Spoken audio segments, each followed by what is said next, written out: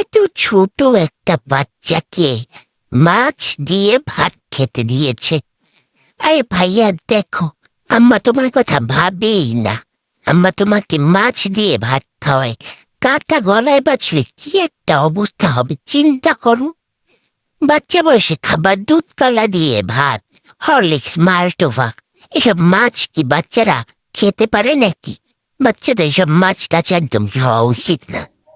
দাও তো ভাইয়া, আমাকে মাছটা দিয়ে দাও, এত কষ্ট করে তোমার মাছ খেতে হবে না।